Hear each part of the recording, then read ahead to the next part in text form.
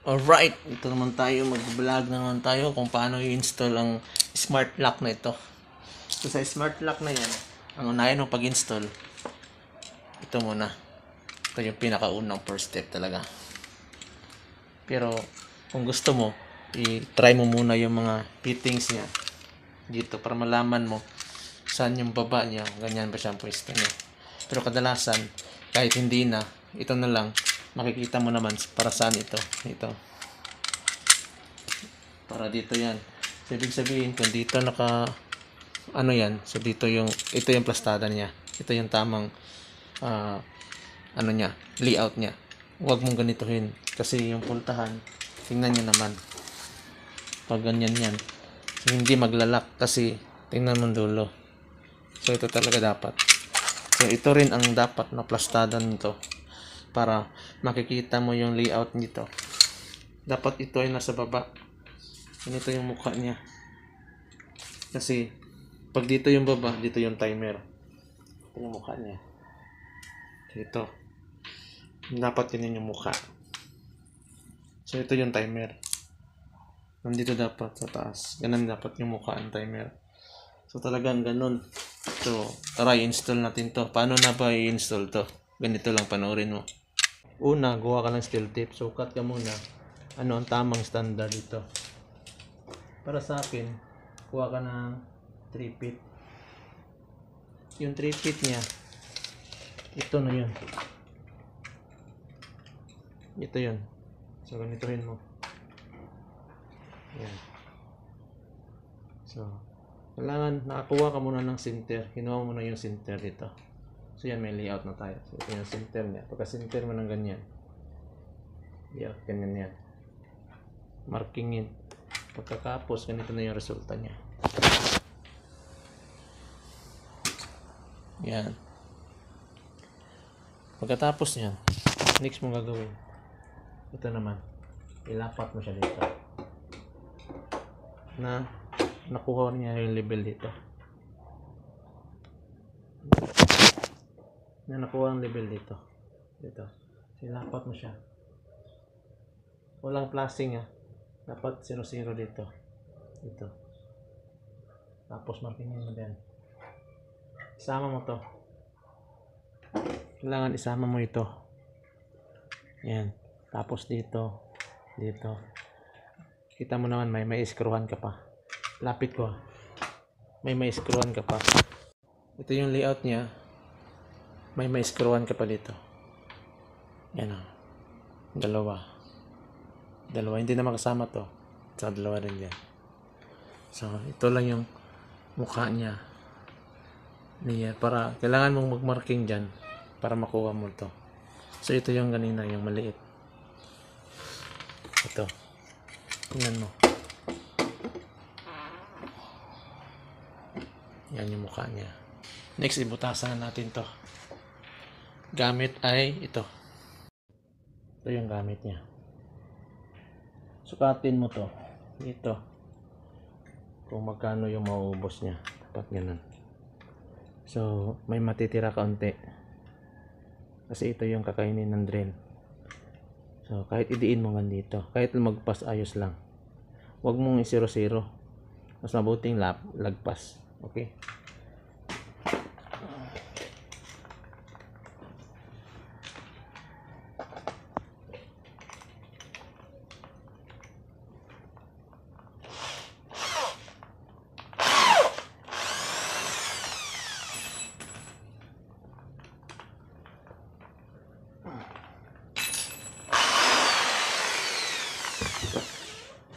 Hold ka dito.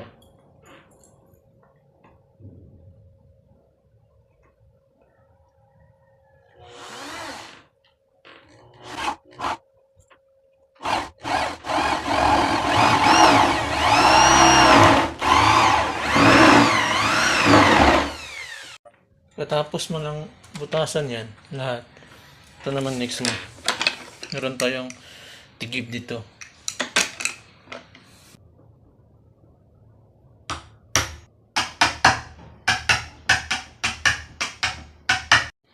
So, ito na. Pagkatapos natin butasan, no? Yan, no? So, nakikita nyo, meron tayong dito. Tsaka dito. Kasi para yan dito. Yan. Tsaka yan. Yan o. Yan. Yan. Pagkatapos mo ma-install to, next mo, markingin mo dito. Yan o. Yan yung tama niya. Dahil yan na yung straight niya. Katingin mo yan dyan para ma-flat yan. Dito rin. Kaunti.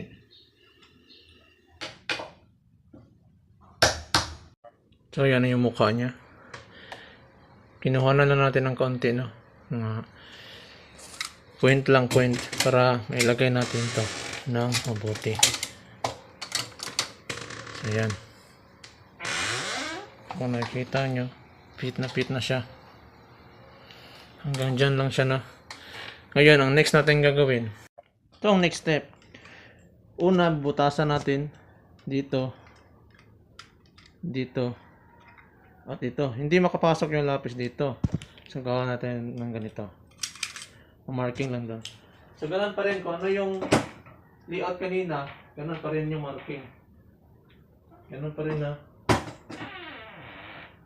Yan. So, una buta. Ito, markingan natin to. Ito, dahil may butas na dito, dahil may doorknob dyan kanina, tinanggal ko lang. Ito na lang yung markingan mo. Yan. At saka yan dito. Yan o.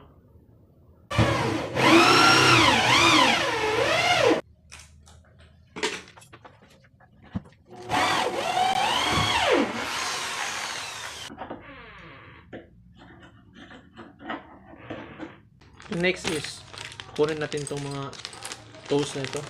Ano? So, itong dalawang to.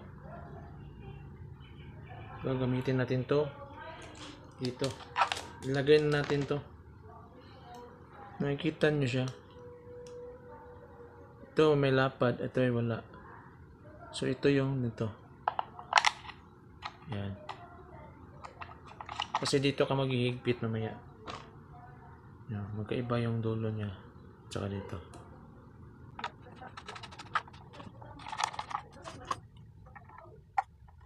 Next ay ito, pasok mo muna dito. Para makamarking ka sa dalawang to, magbutasan kasi itong dalawa. Ito, mabubutas tayo. Pero hindi mo makakuha yan pag hindi mo ipasok to. So, pasok mo temporary. Then, next is, yan ito yung position niya. Yan. Dito nakaharap yan. Kasi parang timer na dito. So, ito. Yan. So, pag nandyan na yan, yan. Yan. So, ito yung markingan mo. Butas ka dyan, butas din dito. Ito yung lapis. Pero bago yan, i-straighten mo muna. Ito.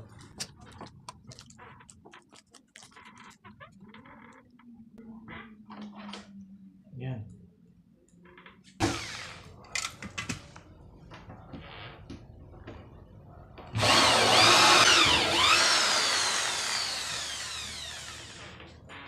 Pagkatapos ng butasan yan, next ay ito. Medyo mahaba to. Kung titingnan mo, mahaba to. Itong pultahan na to.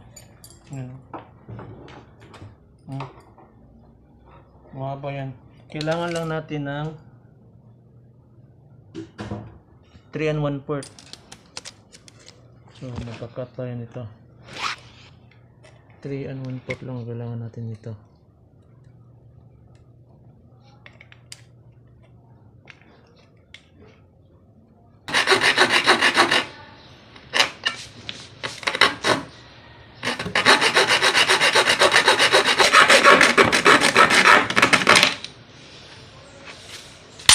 Ito lang yung kailangan natin. 3 and 1/4 talaga ang sukat. Next gagawin, ito, pasok natin to. Ito yung screw nya. Lapit ko konti. Ganyan. Kung dito yung para susi, yung susuyan nito. Ito. Yan. Dito siya sa labas. Yan, dito sa labas. Loob kasi ng kwarto to. So doon siya magsususi. Ito, dito siya nakapasok na. Shoot mo muna. Yan, tapos pasok mo konti. Meron kasi siyang ano dito. Para lalagyan ng pine tree. Pine threaded na screw.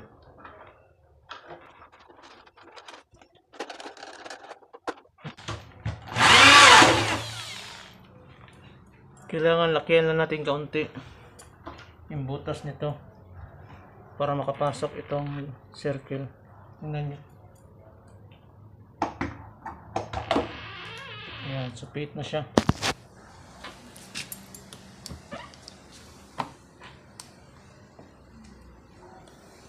Ayan. Ito next, sa kabila ito, dito ito ilalagay. Ngayon ang nangyayari, ganito yung mukha niya. Ganito. Dapat ilipat natin siya doon. Paano ang gagawin? Kita niyo yung screw dyan. I-adjust mo lang yan. Pero ilipat mo muna dito. I-adjust mo yan. Kailangan makababa yan. Kasi hindi pa yan makababa. Kailangan makababa yan. May harang kasi dyan. Yan. Pag nababa na yan. Yan. Saka mo ibalik. Yan. So pag nakabalik na siya. Yan. So dito kasi yung position niya. Parang silang dalawa dyan. Magkapareha sila ng mukha. Okay? Next naman, itong maliit niya dito na butas, ipara yan dito. Dito yung nakalagay. Yan. Dito yung nakalagay. Yan. Ito yung lock niya. Pero bago natin siya ilagay, nakikita na ba yung marking niya? You know, 1, 2, 3. May bagis. Meron siyang guhit. Putulin mo siya hanggang dito. Depende kasi sa haba ng pultahan. Ikaso, ang haba ng pultahan dito ay ito lang. So, dito yung putulin mo. Puputol ko dito kasi mahaba siya. Lagpas siya. Kasi ang trabaho nito, yun yung tagalak nito. Ayan o. Para nalabas to. Ito yung trabaho niya. Mahaba siya. Kailangan putulin natin. Ito lang tayo kaunti.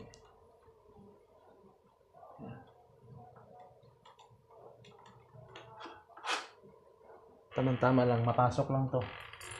Kahit ganito lang nga kaliit to. Ayos na. Ganito kaliit. Pero dito pinutol ko. Gamit lang yung plier. Ito lang yung gamit natin. Pangalawang kagat.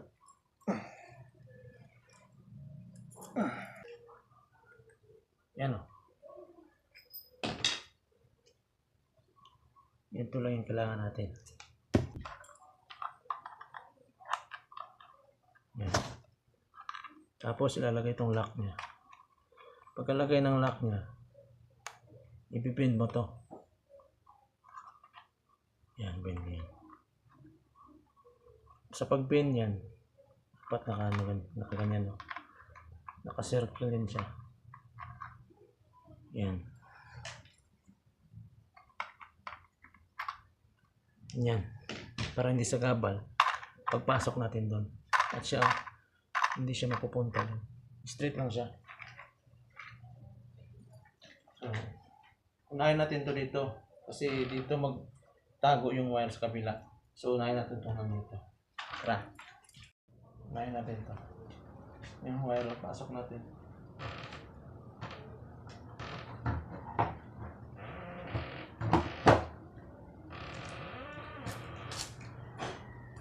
Tapos kabila naman. So next natin ay ito. So bago natin to install, dapat tanggalin muna natin itong battery cover. Yan. Meron siyang 4 na battery. Double A. So ngayon naman, ito. Install natin ito. Ikabit muna natin. Pagkakabit mo na, ilolock mo na yung wire. Pero bago yun, ito na muna. Lock mo yung wire dito. Sana mamaya mag-camera nun para makita nyo dito. Tapos ito na. Sabay na siya. Yan, dito rin.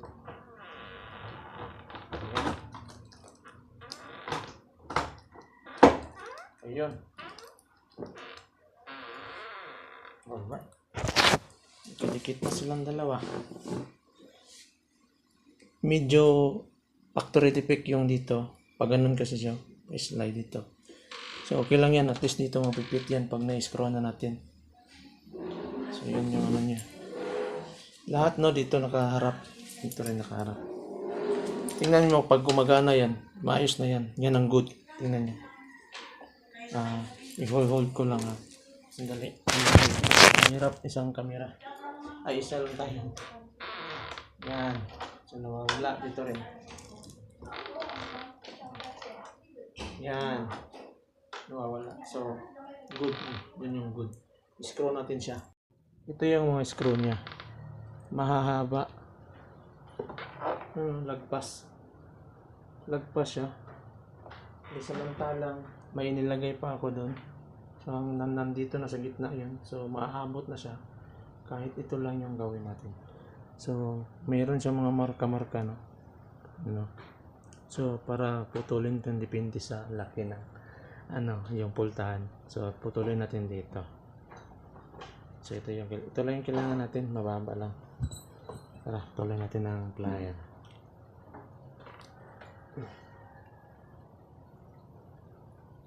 Dinesign siya para sa may mga mahabang makakapal na mga door. So, ito lang yung kailangan natin. Gano'n kahaba yung nawala. Taas yung nawala. Try natin. Tara.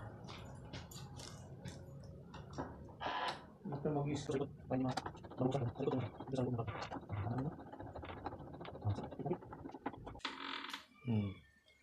Fit na fit siya. So isa na lang. Dito na lang yung kulang. Putulin din natin to. Ganon pa rin kahaba. So bago natin i-fix talaga yung screw na gumagalaw pa. Dapat tingnan natin kung straight na siya. So ito yung final niya. Yan. Sobra. Yan yung final niya.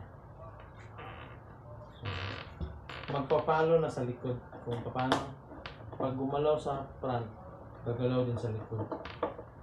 Yan. Kamo siya i-fix. Para hindi pangit tignan. Dapat straight siya. Yan. Kita nyo straight. So, meron ng screw dyan, meron ng screw dito. Tingnan natin. Yan. Yan. Yan. Yan. Yan.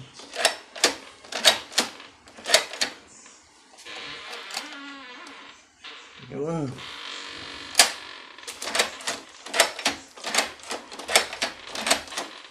Yun.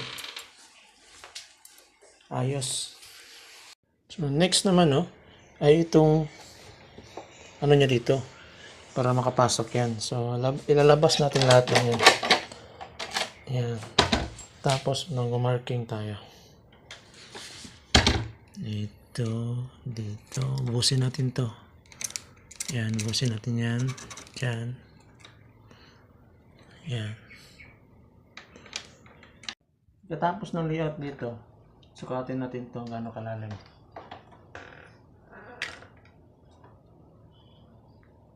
Yan. Parehas na sila.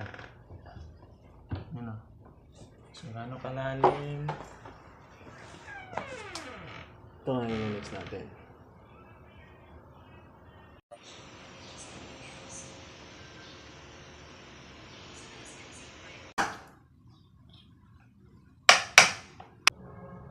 So, ito yung panukat natin. Babaon natin mamaya kung gano'n na ba kalalim yun. Ito. Nandyan lang.